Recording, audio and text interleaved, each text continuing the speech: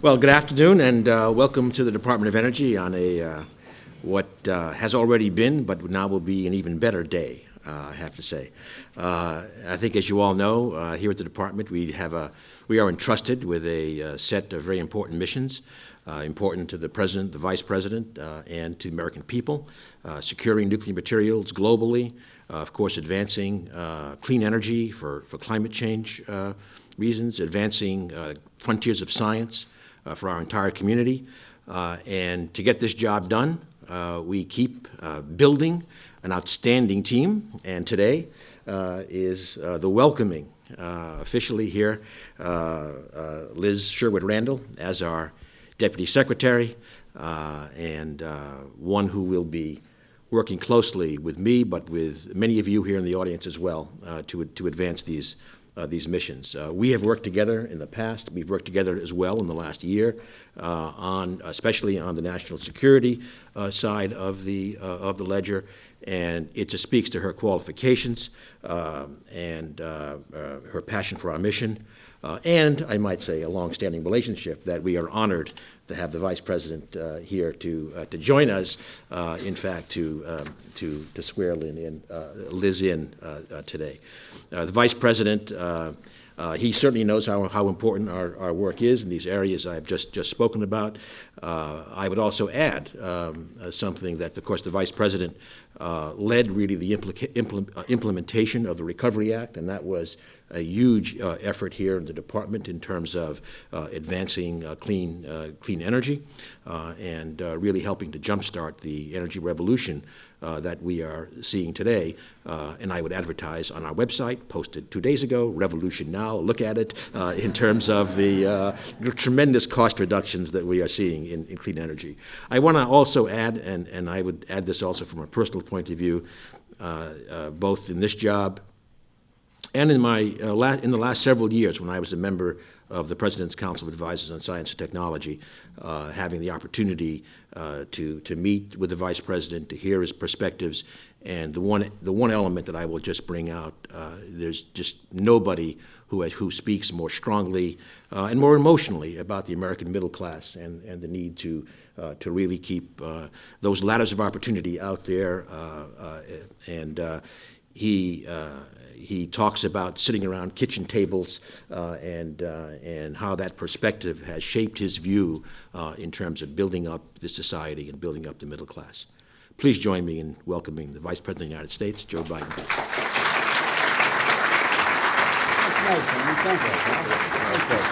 I believe it. Thank you. I know you do. I know you do. Please sit down. Thank you. Mr. Secretary, thank you very much. We have the Deputy Secretary of Defense here. 2 ambassadors. I guess you're going to miss her running Europe now, right, Mr. Ambassador? I don't know. Both the Ambassador of Poland and the Ambassador of Italy, 2 great allies and friends, and it's nice you to be here for Liz. And I see 2 great friends, Richard Haas and Stephen Hadley, who are close friends of Liz's as well. Folks, it's a delight to be here, but I started off earlier, a few minutes ago, when we were having a photograph taken in the back. Mom, where are you? Where's Dee? There you go. Would you stand up for everybody to see you? I want everybody to see you.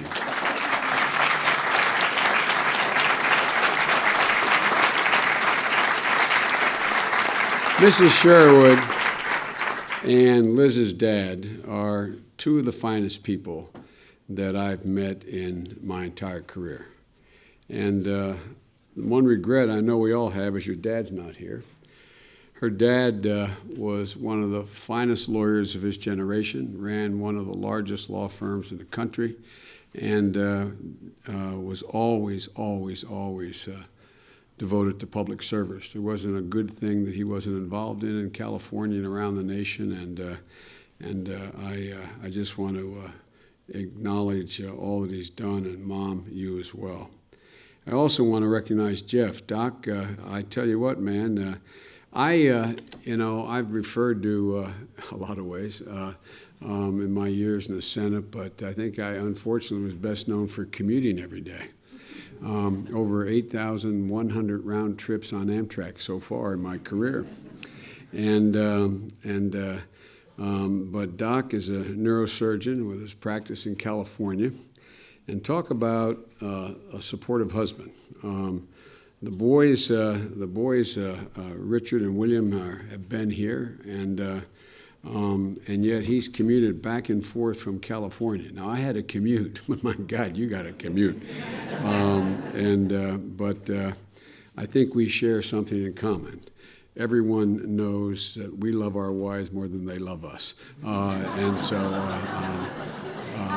so I get it. I fully understand it, Doc, but you're a hell of a guy, really. I really mean it. Thank you for continuing to let the nation have the benefit of Liz's talents. I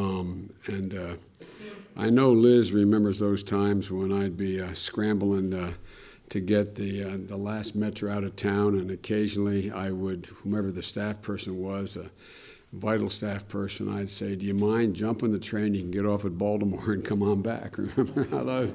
And see, it could have been worse. I could have dropped you off at Iowa on the way to California. You know what I mean? So, you get it easy compared to Doc. And I also want to thank the whole family for your continued service and taking on this new challenge. I've had the honor of working with Liz since she was a child, and I mean that almost literally. Liz had just come off a Rhodes Scholarship, and is your brother Don here? He wasn't able to. He wasn't able to be here. Well, she hates me saying this, but the best of my knowledge, she and her brother Don were the only two brother-sister combinations who were both Rhodes Scholars. And Liz came to work for me, and it seemed like she was 21 at the time. And you weren't much older than that, were you? And as a matter of fact, she might have completed college and her scholarship at 19, for all I know. But she came on my staff and on the Foreign Relations Committee, and I didn't have a big staff then. She became the staff, basically. I was thinking about it, Liz. You're going to be doing an awful lot of dealing with nuclear issues, and you cut your teeth on strategic doctrine as a young kid, because if you were engaged, as my friends know, if you were engaged in foreign relations at the time in the 70s and early 80s, if you wanted to play any part, you had to master strategic doctrine. It was the single relationship we had, essentially, with the former Soviet Union. And I remember I'd show up at meetings with heads of state and Liz sitting next to me, and they'd look like, you brought your daughter with you? But as I said to Ernie, there's two things you figure out about Liz very quickly. One, she's tougher than you, and two, she's smarter than you. And they learned very, very quickly. That was the year, Liz, when you came in '86. The Goldwater-Nichols reorganized the military. It was the year we finally passed sanctions against South Africa. And Liz stepped right up on all of these issues right from the beginning. I've had a lot of really bright people work for me, but it was amazing how quickly she got it. It fit like a hand in a glove. And she learned quickly that there's not anything I really taught Liz except maybe one thing, that there's a difference between academia, where you agree on 99% of the issues and disagree on 1%, and the business I'm in, where you agree on 1% and try to build to the 99%. And she's done that incredibly well. So much has changed since, even as young as Liz is, since she started. I'm always quoting Irish poets, but Yeats said in his poem Easter Sunday, 1916, all's changed. All's changed. All's changed, utterly changed. A terrible beauty's been born. And all has changed since Liz came to town. But now she's having an opportunity to play even a larger role with one of the people who, the reason why Ernie said those nice things about me is he could tell you stories about every time the President's Council would get together, I would ask them to stay for another hour or two, because some of the greatest minds in the country, and there's so many promising things out there that can be done. It's just so, I got here when I was 29, and I was referred to as a young idealist. I'm more optimistic about this country and our future than I was when I got here as a 29-year-old kid. And the epicenter of that is right here in this Department of Energy, in large part. And it's great to have such a talented leader and innovative thinker like Liz to join this already incredible team. And I see Dan Poneman out there. He's been a great loss, but was a great, great, great asset as well. Dan, it's good to see you. Liz served a distinction in everything she's been engaged in the United States Senate, the Pentagon, the Council on Foreign Relations, the White House, as well as the distinguished tours at Stanford, Harvard, and Brookings. And it was, as was apparent 3 decades ago, and as she's proven every day since, Liz not only has the intellect but the temperament to handle, I believe, any job in this administration. I know I'm mildly prejudiced, but I think that's true. I think she could handle any job in this administration. As I said, public service is stamped into her DNA by her mom and her dad. Her father, Richard, was an incredibly accomplished lawyer. He served the White House Task Force on Antitrust Policy as far back as 1967 to 68.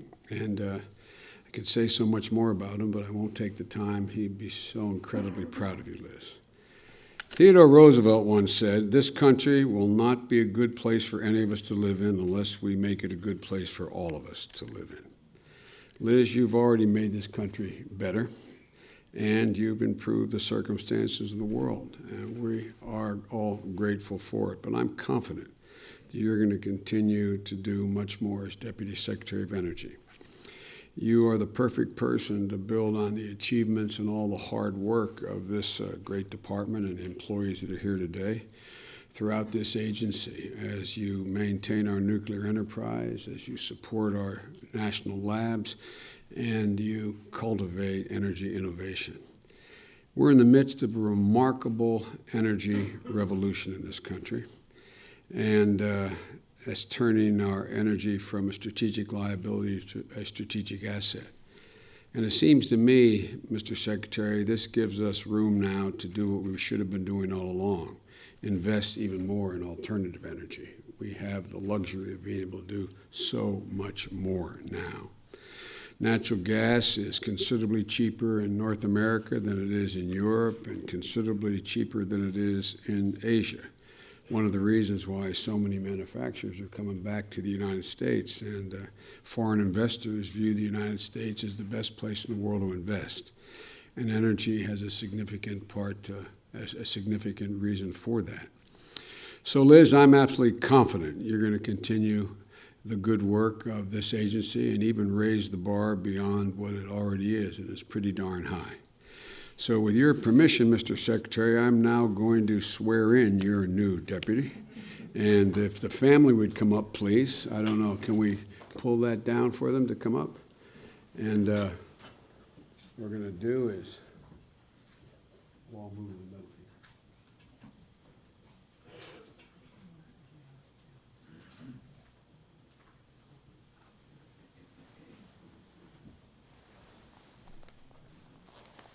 I asked the boys whether Liz was secretary and we'll call her Madam Secretary.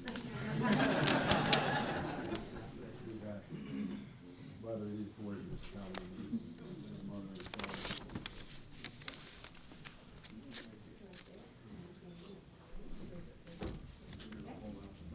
Okay. Liz, would you please raise your right hand and repeat after me. I state your name.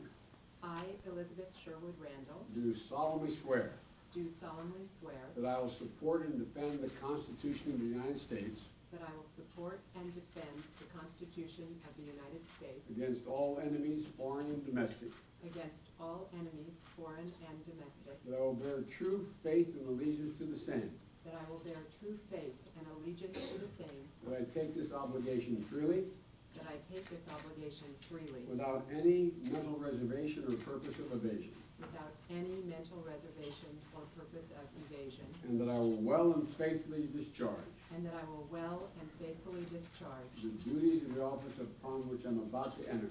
the duties of the office upon which I am about to So enter. help me God. So help me God. Congratulations, Madam Clerk.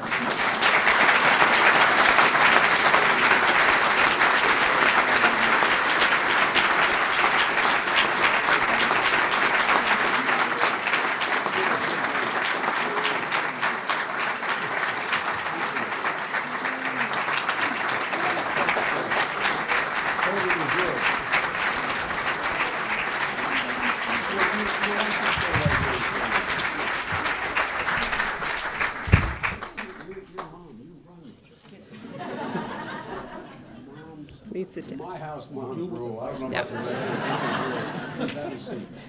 Thank you. No, I'm good. Sit.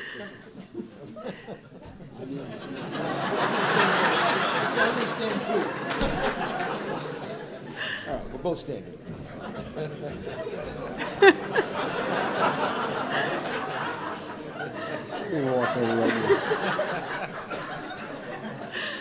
Thank you all so much for being here with me today. I am so grateful to President Obama and to Secretary Moniz for giving me this tremendous new opportunity to serve our great country. And at last, after more than a quarter century, I have the public opportunity to thank Vice President Biden. As he noted, we've known each other for a long time. Since I finished my formal education and began my real education with him, he inspired me to be fierce and to seek common ground, to be relentless in the pursuit of what is right, and to do it by reaching out across the aisle. He loves to talk and to listen to the people he represents in his beloved state of Delaware and across our land, to understand their hopes and their struggles, and to give them voice in the corridors of power. Thank you.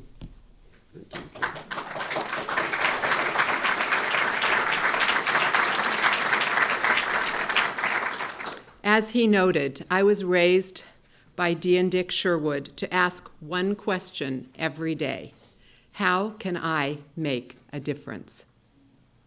And so I have chosen to spend much of my life in public service, working always to make our country stronger and safer. That is why I'm incredibly excited to join this team at the Department of Energy, because making America stronger and safer is our mission. We have a lot to do together, from advancing the President's all-of-the-above energy strategy and climate action plan to ensuring that the nuclear enterprise remains safe, secure, and effective, and counters proliferation and nuclear terrorism. These challenges are larger than one person, larger than one department, and worthy of our best. And we've got the best in our national labs and their collaboration with universities and the private sector. We have an unparalleled capacity to tackle complex problems and generate innovative scientific and technological solutions. In the words of former Defense Secretary Bill Perry, who I had the privilege of serving in a previous administration, the hardest problems are the ones it's most worth working on. That's why I'm here. That's why you're here, because we have the responsibility and the capacity to take on these hard challenges. And this department solves hard problems. Every single one of you has a part to play in our success. I am eager to learn about all the amazing, sometimes unsung work that you do, not only here in headquarters, but in the field, at the labs, at the power marketing administrations, at the production facilities, and the environmental management sites.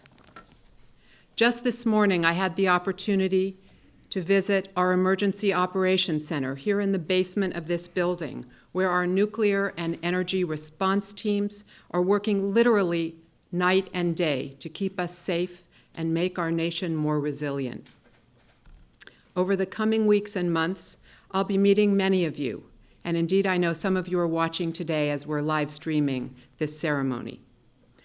I'm looking forward to shining a light on the good work that you've done and that we'll do together every day for the benefit of the American people. Thank you, and let's get to work. Good job, kid.